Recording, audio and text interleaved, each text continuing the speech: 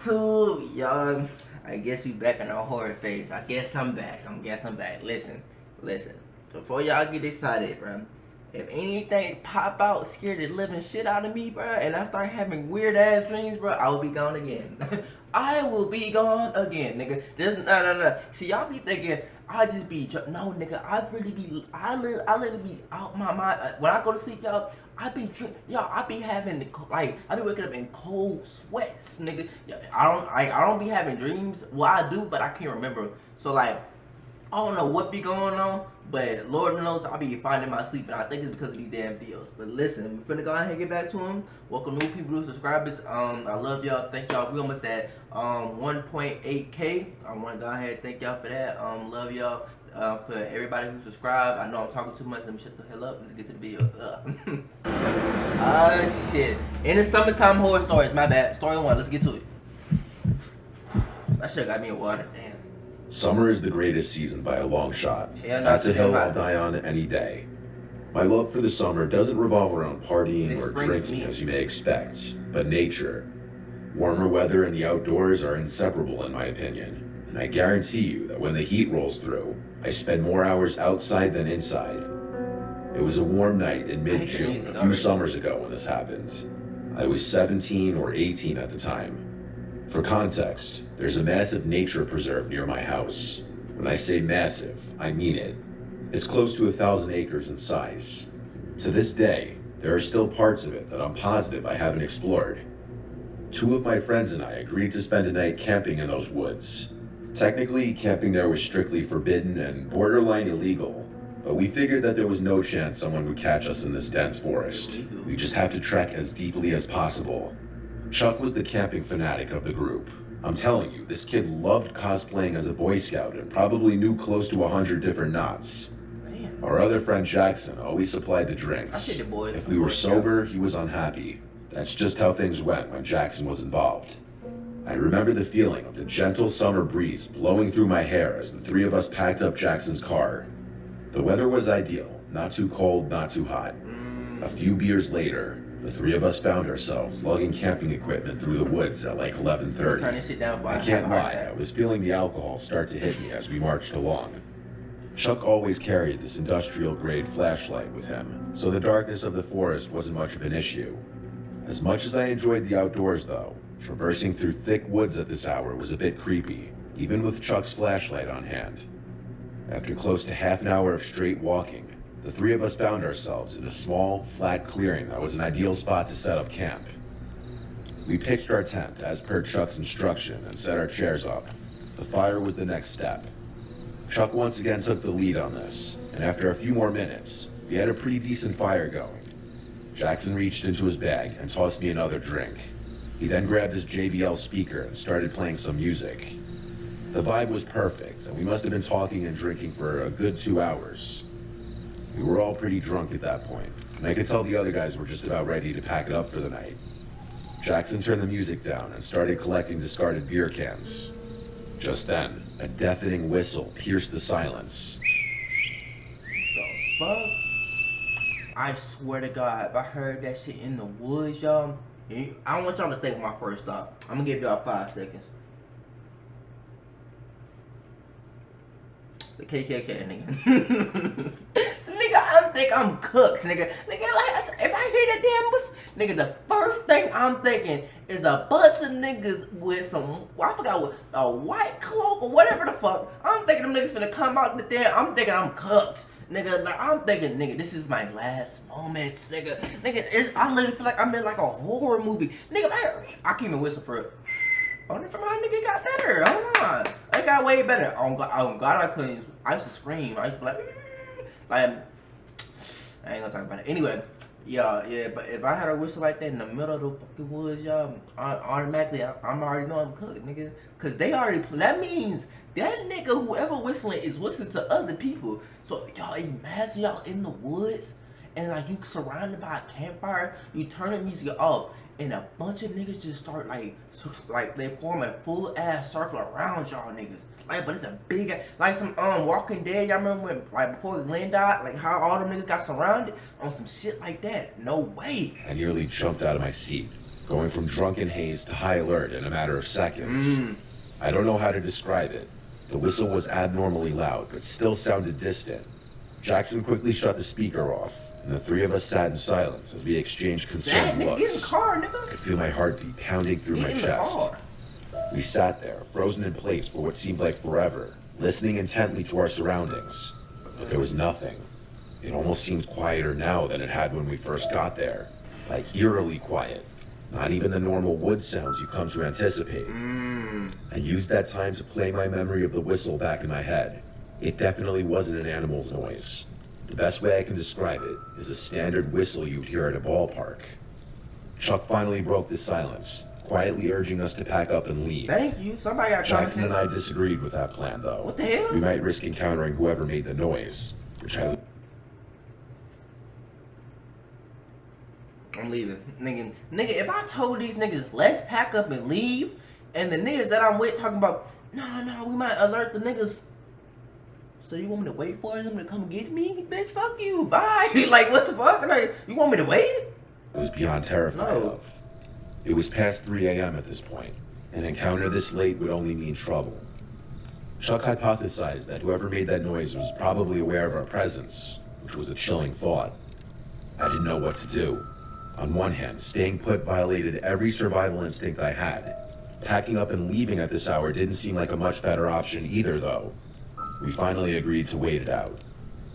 I went to put the fire out, but Chuck cautioned me against it, saying that a fire would repel any dangerous animals. Only then did the true gravity of the situation smack me in the face. We were literally miles away from any civilization. It was 3 a.m., and there was an unknown entity somewhere in the darkness. Yeah. Another 10 minutes or so passed, and we had resumed talking, but at a much lower volume with no music. I don't think any of us felt safe going to sleep just yet, though. And then, out of the corner of my eye, I saw it.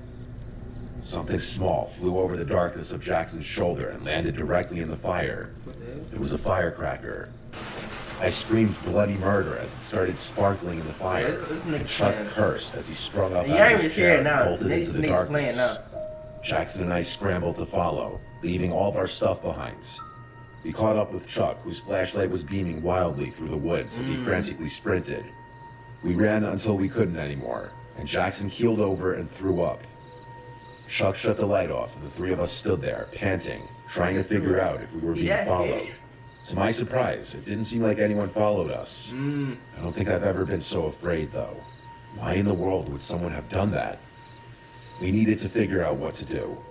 Jackson wanted to just find our way out of the woods and never come back, but Chuck was reluctant to leave all of his camping gear behind. Plus, he reminded us the fire was still active. I was dumbfounded. How could he be concerned with forest fires after what had just happened? Eventually, I agreed with Chuck that we should at least check on the site. After all, no one had actually chased us. So there was a slight possibility that whoever threw that firecracker was just playing a cruel They prank. probably finna steal y'all shit. Chuck was a navigational expert and was actually able to retrace our footsteps. Okay. I could make out the glow of the fire as we quietly approached.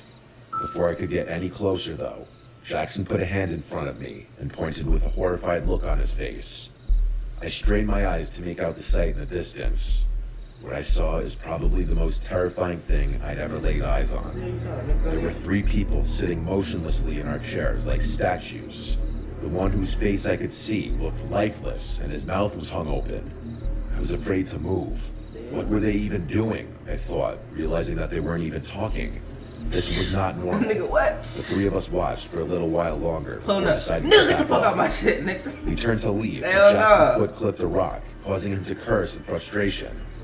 Within seconds, the glow from the fire abruptly went dark, as if it had been covered with a cloak. It was freakishly fast. We didn't stick around another second. Sprint. We again sprinted away from the site, No. but this time we could hear footsteps crashing behind us. We didn't stop this time. We bolted out of the It was woods always and ran Usain all the way to Bolt. Jackson's car. By some miracle, we weren't followed out of the woods.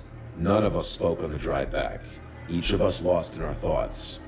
The next day, Chuck insisted we return to the site in the daylight to collect his belongings. Jackson wanted nothing to do with that, Chuck, but I agreed to fuck that accompany stuff. Chuck. After some searching, we eventually found the site, which looked mostly untouched. That is, until we got a little closer, and noticed the putrid smell coming from Chuck's tent. He unzipped it, and we found a dead, rotting rat. What the It was hell? sickening.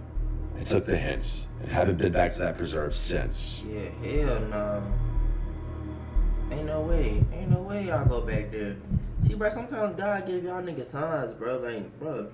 Like, nigga, and nigga talking about my stuff. Nigga, you can buy anything, bro. Forget that shit. You gonna have to go by yourself. Cause if it's me, my girl, and some other niggas, bro, on God, if I tell these niggas we not going back, best believe we not going back. I don't give a damn what y'all niggas say. Talking about, oh my God, we left my phone. Fuck your phone. You better get a new phone number. Could you transfer your iCloud or something, nigga? I'll buy it. I'll pay for it. The fuck, why you worried about your phone so much? If niggas chasing me in the wood, y'all, if people are chasing you in the woods and you thinking about, oh my damn tent, my phone, bro, you got way bigger problems, my nigga. Do you not care about your life? Cause me, I'm not going back. I don't give a damn when I left. The only way I'm going back is I'll never leave my kids. This ongoing issue started about a month ago. Let me provide some context first. I'm 24 years old and I live with my parents. My family is not well off and never has been. Okay. And pretty much all the money I make goes into supporting the household. Okay. My relationship with my parents is not the best. We bicker quite often. Whenever I'm not working or hanging with friends, I tend to stick to myself. I don't want to write a hard luck story or anything like that, but I've had it tough growing up. Fitness has always been my go-to escape. I see it as a healthy way to get my mind off personal burdens, while also providing a good excuse to leave the house. There's a park about a 10-minute drive from my house that has a workout facility, with bars for pull-ups, dips, and other calisthenic exercises. During the summer months, I like to go there to work out, as nature helps calm my mind. I like to go at nighttime because since it's a public park, it tends to get busy during the day. So one night, while my parents were arguing, I decided to slip out of the house to go work out. Why is the It camera was an moving extremely like hot summer night, probably Like my 85 eyes hurt. degrees. I remember breathing in the humid air as I walked from my doorstep to the beat-up white Corolla sitting in our driveway. I started the rickety engine and rolled down the windows as the warm summer breeze flowed through my hair. this? Is a broke I story? arrived Why at the they park making it and so- exited my car. I was the only car in the lot. It My was bad, probably my bad. 10 or 11 p.m. The park was completely empty at this time. The beautiful scenery mixed with the steamy air to create a soothing atmosphere, which is another reason why I like this park so much. It sits on top of a hill that overlooks the downtown area of my city, which always adds pleasant and sentimental emotions to my evenings. Anyway, I started a set on the pull-up bar. I wasn't really counting the repetitions. When I work out, I just do it till failure, then take a break and do it a couple more times. That's real. It was somewhere between my sets when I took a break to loosen up my arms. Before I got back on the bar, though, an indescribable feeling came over me, and a subconscious urge forced me to turn my head around. Standing literally a foot away from my face was a tall, beaten-looking man. I actually screamed and jumped like 5 feet back. The fuck? He let out a raunchy, boisterous laugh and apologized, saying he didn't mean to scare me. Then say something, nigga. The fuck you just... Bruh, I don't gonna lie, y'all. This, like, people piss me off. You didn't mean to scare me, but your ass just sitting back there watching me work out, not saying nothing. Nigga, you could just be like, hey, how you doing? Or, like, anything. What the fuck you doing back there just watching my ass? Come on, you wasn't gonna say nothing, like, until I look back, my nigga? Look, bro, see, I'm already pissed off. It's not even me. Like, what? His appearance and mannerisms were extremely eccentric right off the bat, like he was damn near face to face with me. He clearly had something wrong with him. I asked him why he was so close to me, and he said he lives here. He explained that he sees me working out here all the time. Oh, hell and no. asked me if I could teach him.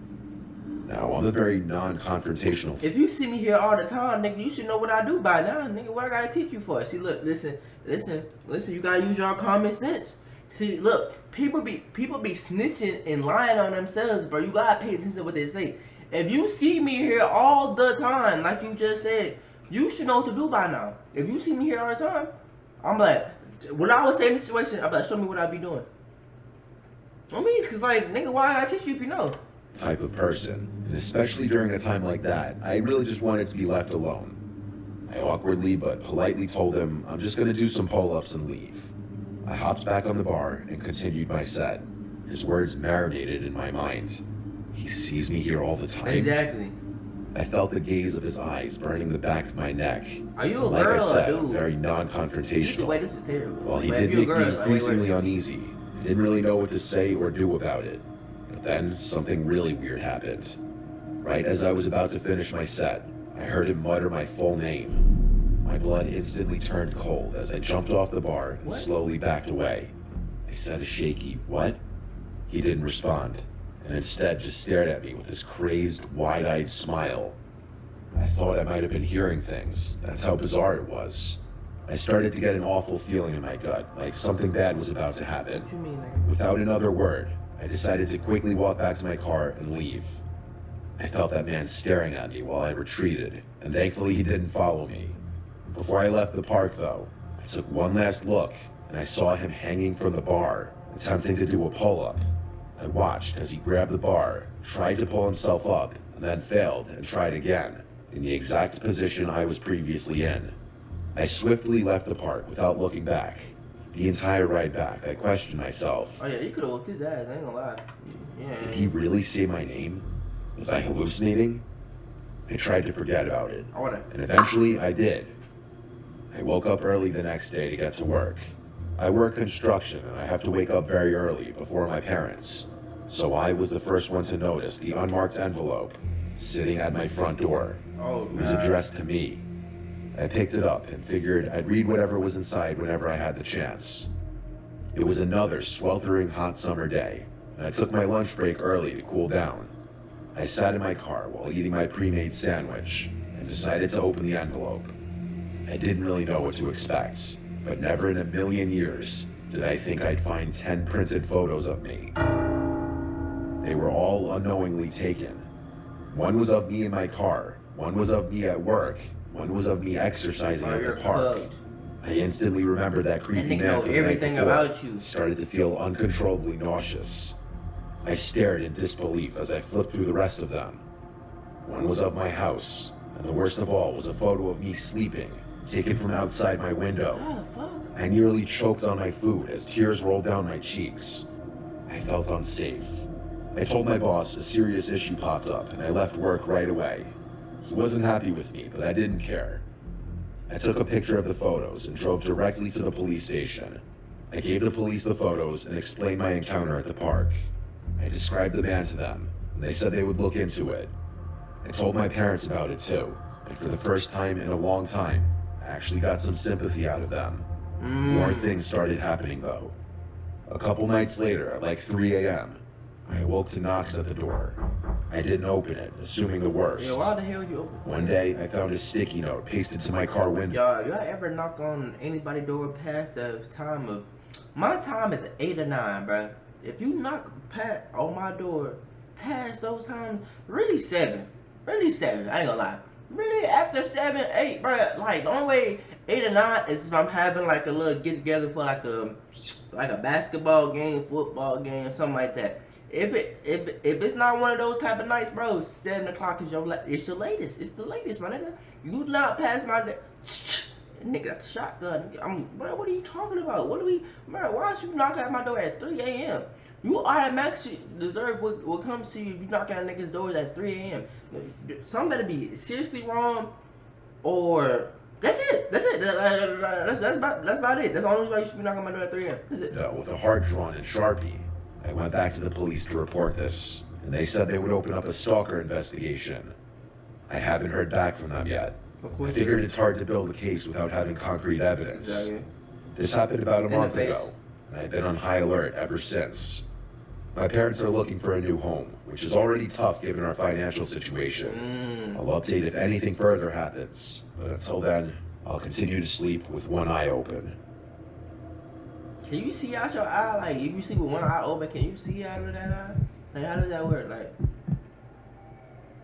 This happened to me last summer when I was 22. I wasn't a very outgoing kid at the time. If I ever did anything social, it was because my degenerate friends had somehow dragged me out of the house. Makes sense. This was one of those times. Still be friends? Well, it was supposed to be. My friend Philip invited me to a house party at like 8 p.m. It was pretty spontaneous, but I had nothing going on, so I reluctantly agreed to go with him. I knew he was going to give me crap if I refused. I I can't even lie though, the idea of a party, even with strangers, sounded more appealing than being alone. Philip was a few towns over from me, so it made more sense for us to drive separately instead of going together.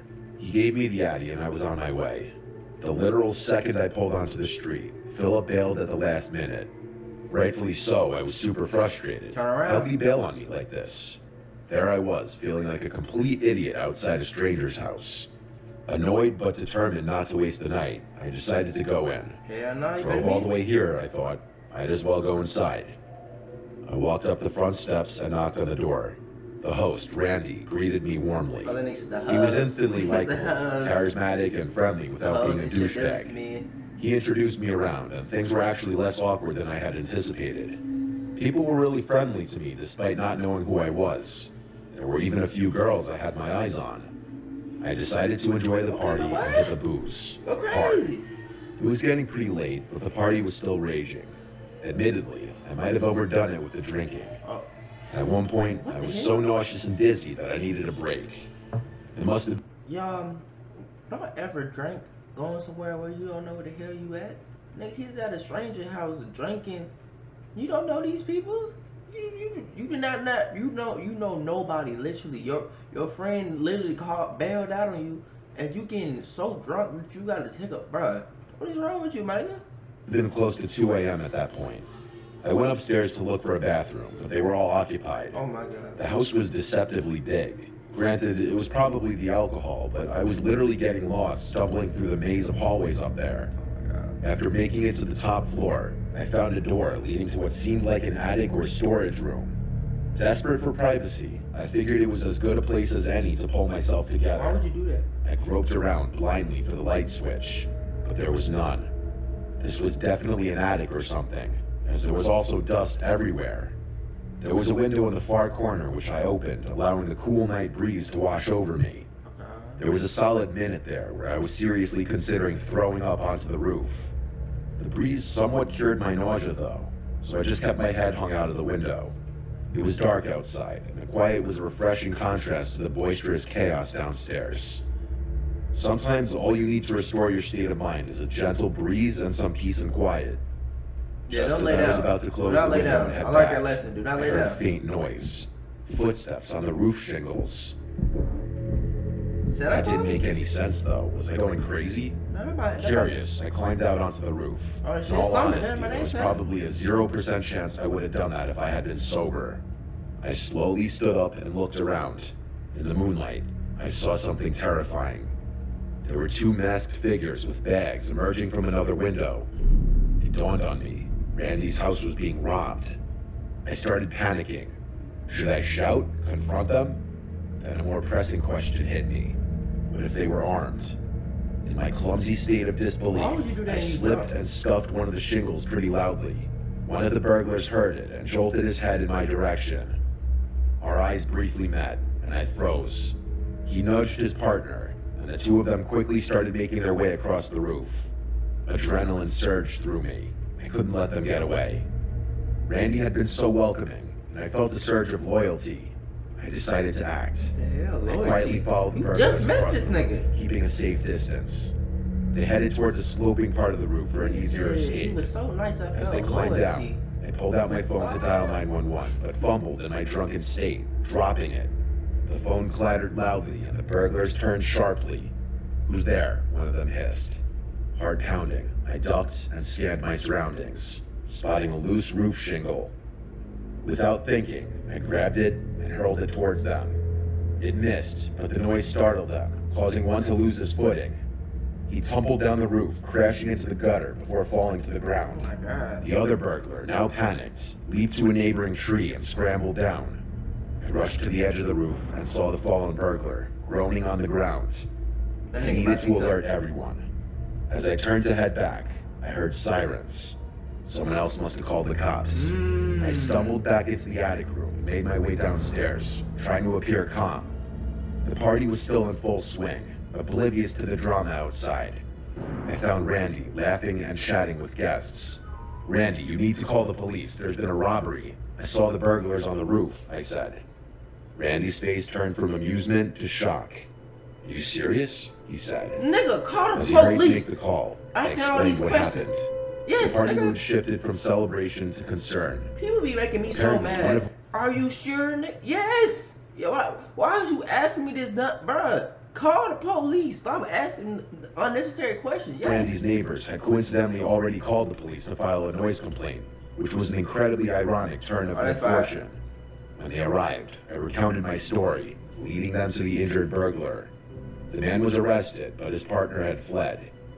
The party ended abruptly. People started scattering, and the lights got flipped on. I tried my best to act sober, but even after all that happened, I was still stumbling a bit. How? Randy thanked me profusely, How drunk are you? still in disbelief. As for me, I was just glad I could help, despite the bizarre and terrifying circumstances. You and Randy could be best friends. Looking back, I still can't really explain why the burglars would have chosen a house having a party to rob, but maybe they had prior knowledge of the house and knew no one would be upstairs. Sure.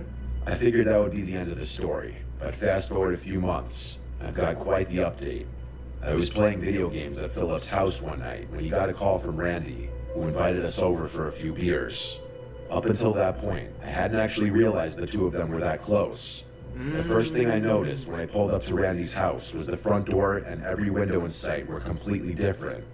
Was I not remembering his house right? I could have sworn the windows and the front door had been white, but they were all gray and much more heavy-duty looking. Randy waved us in, and we went down to his basement. We cracked a few beers and started playing a game of pool.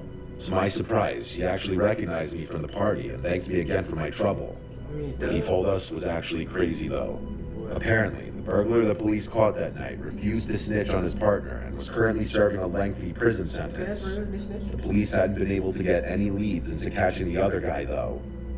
Randy told us that not even a week after the incident happened, his family started receiving threatening letters from an unknown sender, some of which included pictures of Randy and his family members. Obviously, they reported these occurrences, but the police had no real leads. A month after that, Randy's mom noticed a suspicious vehicle circling the house at like 1 a.m. And a few days later, Randy's dad claimed that things in their backyard had been gone through and moved around.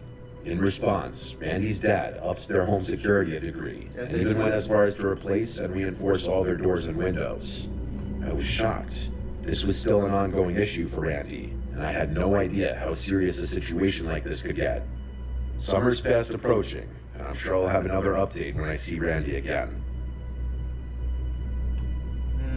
W video. I ain't gonna lie, like at the beginning when I first started watching these, at first I didn't believe them, but now, bro, like the world's so crazy. I'm to believe anything at this point, cause there's so much stuff that be going on in this world, y'all. But hey, if y'all enjoyed the video, make sure you like, comment, subscribe. If you enjoy my horror reactions, make sure you let me know down in the comments. I'm gonna keep trying to make them come. I'm gonna keep trying to put them up. But I love y'all. See y'all next video. We out. Ugh.